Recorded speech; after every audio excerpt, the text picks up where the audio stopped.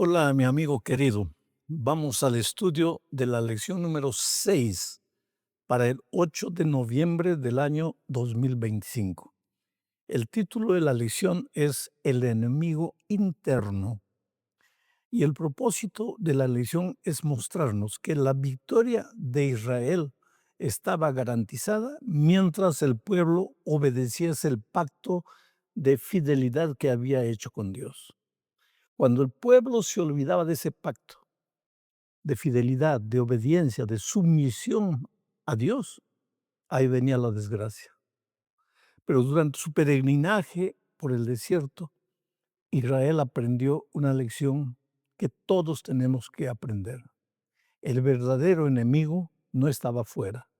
El verdadero enemigo estaba dentro del propio pueblo de Dios. Y hoy nosotros como seres humanos tenemos que aprender que nuestros verdaderos enemigos no están fuera de nosotros. Nuestro verdadero enemigo somos nosotros mismos cuando no sabemos tomar decisiones, cuando no respetamos el pacto con Dios, pacto de sumisión y de obediencia y de fidelidad. Entonces vamos al estudio de esta lección viendo el primer subtítulo, incumplimiento del pacto. La obediencia del pacto aseguraba, garantizaba la victoria del pueblo de Israel, pero a veces el pueblo se olvidaba de eso. Leo lo que dice Josué 7:11. Israel ha pecado y aún han quebrantado mi pacto que yo les mandé y también han tomado del anatema y hasta han hurtado, han mentido y aún lo han guardado entre sus enseres. ¿En qué circunstancias fue escrito este texto? Bueno, Israel mandó espías, Josué mandó 2 espías en nombre de Israel para visitar una ciudad llamada Ai. Y los espías volvieron diciendo, es un pueblo pequeño, no necesitamos preocuparnos. Vamos a mandar unas 3,000 personas, unos 3,000 guerreros y es suficiente. Ellos sufrieron una, una derrota terrible, humillante. Fueron corridos, expulsados, muertos. Y entonces, pues delante de la derrota, todos nos conmovemos. Tú sabes que a veces en la victoria de la victoria tú no sacas lecciones, porque la victoria estás ahí ofuscado con tanto aplauso, todo el mundo te felicita, todo el mundo te admira, te entrega recompensas, premios, coronas, medallas. Ahí no aprendes nada. Pero cuando sufres una derrota y todos se van y te quedas solo y triste y abandonado y rechazado, ahí tienes tiempo para la reflexión y te das cuenta dónde fallaste. Después de la batalla, de la victoria extraordinaria de Jericó, pues el pueblo de Israel estaba tan ofuscado con la victoria que no tuvieron tiempo para la reflexión. Fueron ahí, a la ciudad, ahí, y sufrieron una derrota escandalosa. En estas circunstancias viene el texto que acabo de leer. Y Dios le dice, Israel ha pecado y aún han quebrantado mi pacto que yo les mandé. En realidad Israel no había pecado. Aquí en este texto se menciona por lo menos 5 pecados. Mira, han quebrantado mi pacto, han tomado del anatema, han hurtado, han mentido, han escondido los enseres prohibidos. Pero en realidad Israel no había hecho eso. Quien había hecho eso era un hombre llamado Acán. Pero encontramos aquí una lección. El pecado de un hombre contamina todo el pueblo. Pero el problema de Israel no había sido solamente el pecado de Acán, que trajo maldición al pueblo. El problema de Israel había sido la extremada confianza después de la batalla de Jericó. el hecho de que si a Jericó, una nación guerrera, la hemos derrotado, a esta ciudad hay, pues, no necesitamos mandar mucha gente. Esa confianza. En ningún momento Dios le dijo: "Vayan y conquisten". Ellos lo hicieron por voluntad propia, por suficiencia propia, por orgullo, por vanagloria. Habían derrotado a una grande nación, ¿cómo nos derrotarían a este pueblo? Y sin embargo sufrieron una escandalosa derrota. Vamos a la segunda parte de este estudio, el pecado de Acán. Leo Josué capítulo 7, versículo 7, dice: "Y Josué dijo: Ah, Señor Jehová, ¿por qué hiciste pasar a este pueblo el Jordán para entregarnos en las manos de los amorreos, para que nos destruyan? Ojalá nos hubiéramos quedado al otro lado del Jordán". Mira, el grande líder Josué haciéndole este tipo de reclamación a Dios. ¿Para qué nos hiciste pasar a este lado? Para sufrir derrota. Pero cuando fueron sin permiso de Dios a conquistar ahí no necesitaban de Dios. Ahora necesitaban de Dios. ¿Para qué? Para quejarse, para llorar. Oh Señor, ¿para qué nos trajiste? Pero en ningún momento ellos dijeron: "Oh Señor, ¿por qué fuimos sin pedirte consejo? ¿Por qué fuimos llevados por nuestro orgullo?". No, no. El problema es ese, querido. Vuelvo a repetir, las grandes lecciones se aprenden de las derrotas, no de las victorias. El pueblo de Israel debería haber agradecido a Dios, reflexionado a Dios y no debería haberse atrevido a partir en dirección de Ai sin el consentimiento de Dios. Pero fueron sin permiso de Dios.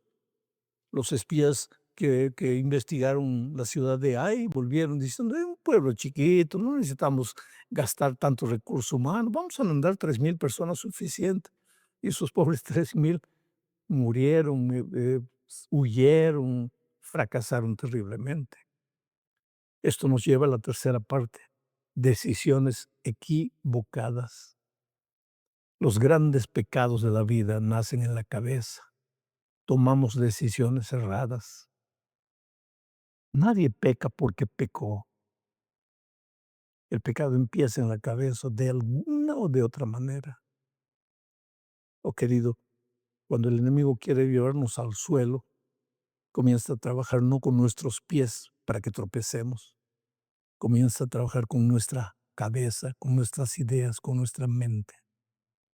Y generalmente preocupado en las cosas de esta tierra, atraídos por las cosas de esta tierra, nos olvidamos de la comunión con Dios y ahí nuestra caída puede ser estrepitosa. Ahora, cuando Acán pecó y trajo maldición al pueblo de Israel, Josué mandó llamar a Acán. En esta ocasión Josué es un vocero de Dios. Y mira lo que dice. Josué 7:19. Entonces Josué dijo a Acán: Hijo mío, da gloria a Jehová, el Dios de Israel, y dale alabanza y declárame ahora lo que has hecho, no me lo encubras.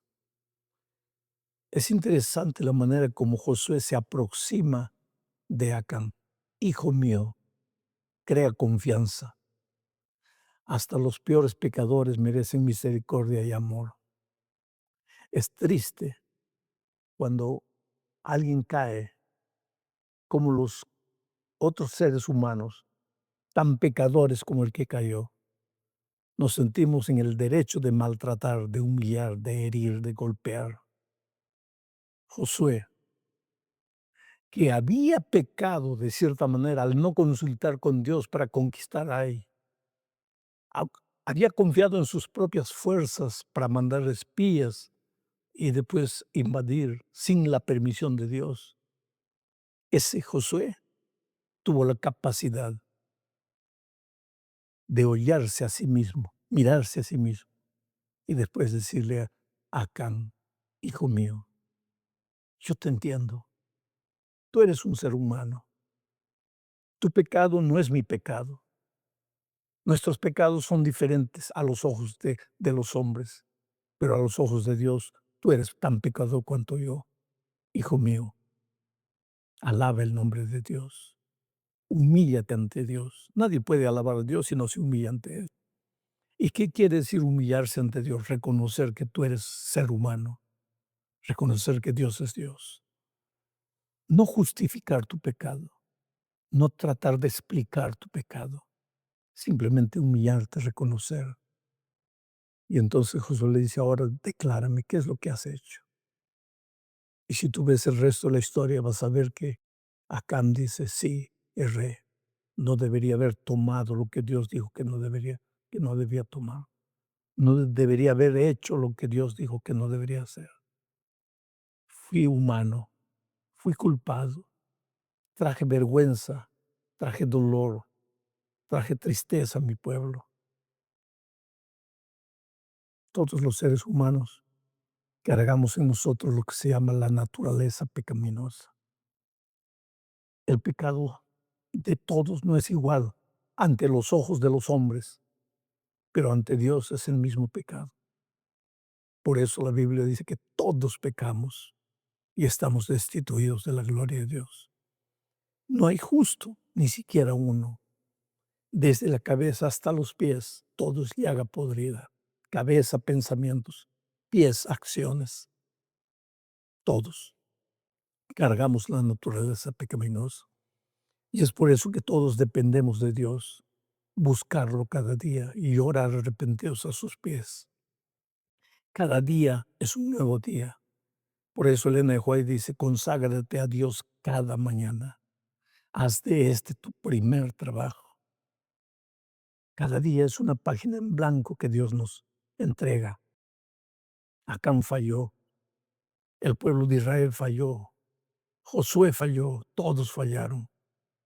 Consecuencia, la derrota triste frente a una ciudad pequeña llamada Ai. Ahora, la confianza de Dios no acaba.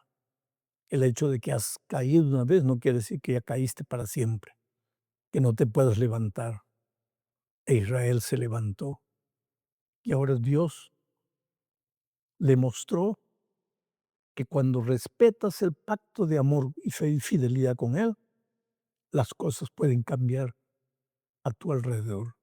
Mira lo que dice Josué 8:7. Entonces vosotros os levantaréis de la emboscada y tomaréis la ciudad, pues Jehová vuestro Dios la entregará en vuestras manos. Voy a contarte el contexto para que entiendas el texto. Después que todo pasó, ya Josué pidió perdón a Dios, clamó a Dios. eh, Acán reconoció su pecado, fue castigado por su pecado. El pueblo de Israel fue humillado por su atrevimiento de ir a conquistar ahí sin el permiso de Dios. Después de todo eso, porque siempre hay un después, porque Dios es el Dios de las oportunidades, porque el hecho de que fracasaste hoy no quiere decir que te quedas fracasado para siempre. Ahora sí Dios le dijo al pueblo de Israel, vayan a la ciudad de Jai, vamos a conquistarla. Ustedes lleguen y cuando lleguen a la ciudad, hacen de cuenta que ustedes están retrocediendo. Y al verlos retroceder, el ejército de Ai se va a animar y va a salir para perseguirlos.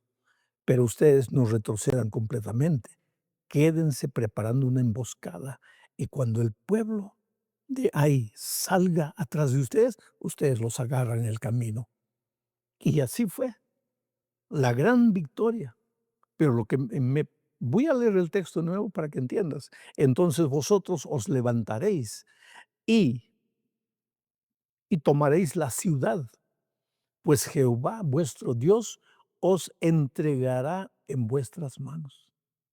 No fue la victoria de Israel en esta ocasión, no fue resultado de su estrategia, no fue resultado de un plan, no fue resultado de su poderío militar, fue el resultado de que ahora siguieron el plan divino. Ahora se sometieron a Dios, ahora respetaron el pacto, ahora oyeron la voz de Dios, siguieron el consejo divino y querido, cuando haces eso en tu vida, la victoria está asegurada. Nuestras grandes derrotas en la vida es cuando por algún motivo nos olvidamos del pacto de obediencia, de sumisión, de humildad. Dios adelante, yo atrás. Dios mi guía, yo su discípulo. Yo soy un seguidor de Él. ¿En qué medida? En la medida que estudio la Biblia todos los días, vivo en espíritu de oración y llevo una persona para Cristo. Ahí estoy confiando en Dios, estoy siguiendo a Jesús. Ahí estoy dependiendo de Él. Porque cada mañana cuando tú te arrodillas, cuando tomas tiempo para pasar con Dios, ¿qué le estás diciendo a Jesús? Le estás diciendo, Señor, ¿sabes por qué estoy arrodillado aquí? Porque yo no tengo fuerzas, porque yo confío en ti, porque sin ti yo no puedo nada. Por eso estoy aquí. Tengo mucho para hacer hoy, pero estoy separando este tiempo porque dependo de ti. Ahora, cuando despiertas y sales corriendo a las actividades sin pasar tiempo con Dios, sabes lo que estás diciendo, no con la boca, sino con tu actitud. ¿Sabes lo que le estás diciendo? Señor, yo estoy yendo directo al trabajo porque yo solito puedo, yo resuelvo el problema, yo sé cómo hacer. Resultado, quebraste tu pacto de fidelidad, de sumisión a Dios. Resultado, fracaso, derrota, las cosas no te salen como deben salir. El pueblo de Israel nos enseña grandes lecciones. Todas las historias que estamos estudiando no son para hacer historia, son para aprender lecciones que pueden ser aplicadas a nuestra experiencia. Vamos a la última parte de este estudio, un testigo del poder de Dios. Y leo Josué 7, 7 al 9, para entender lo que el autor de la lección de la escuela sabática está queriendo enseñar.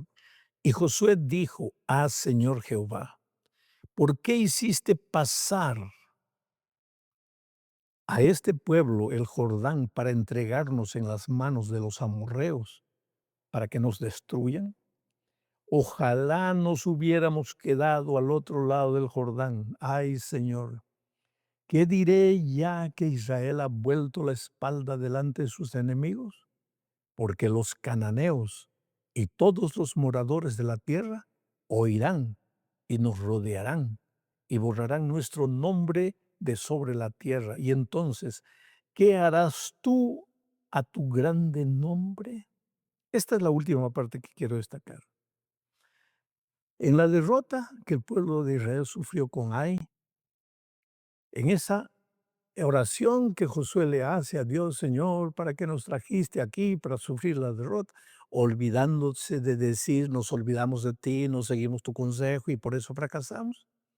Pero en esta oración, Josué reconoce una cosa: Señor, si nosotros perdemos, el diablo va a dar una carcajada. ¿Por qué? Porque van a decir que nosotros somos tu pueblo. O sea, nuestra derrota es una humillación a tu nombre. Ahora, Señor, nosotros hemos fallado. ¿Qué harás con tu nombre? Esta es la grande verdad, querido. El diablo pelea contra ti. Acuérdate de la historia de Job, que no tiene nada que ver con esta lección. El diablo le dijo: quítale a Job todo lo que tiene y vas a ver que te maldice. Y cuando Job resistió el dolor, el sufrimiento y salió victorioso, el diablo recibió una bofetada en el rostro y el nombre de Dios fue enaltecido. Cada vez que tú fracasas, el nombre de Dios es vilipendiado. Cada vez que tú vences, nombre de Dios es enaltecido. Y para enaltecer siempre su nombre en tu vida, Dios te ha dejado su palabra escrita, sus consejos, su pacto. Sigue los consejos divinos. Haz lo que Dios te aconseja. Humíllate, pasa tiempo con Dios. Tu vida va a ser una vida de victoria y tu victoria va a ser una alabanza al nombre de Dios.